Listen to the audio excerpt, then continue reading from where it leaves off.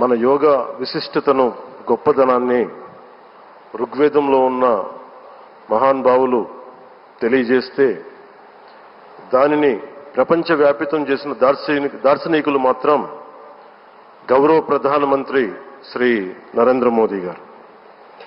భారతీయ సనాతన ధర్మం తాలూకు విశిష్టతను యోగా ద్వారా విశ్వవ్యాపితం చేసిన ఘనత ఆయన సొంతం.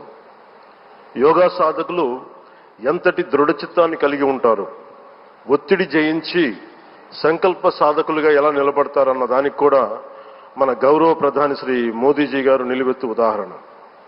ప్రపంచ యోగా దినోత్సవం యావత్ భారతవానికి, భారతీయులకి దక్కిన గౌరవం. సరిగ్గా ఒక 2014లో అప్పటి ఐక్యరాజ్య సమితిలో గౌరవ ప్రధానమంత్రి మోదీ గారు ప్రవేశపెట్టినప్పుడు దాదాపు 177 దేశాలు ఈ రెజల్యూషన్కి మద్దతు పలికినాయి.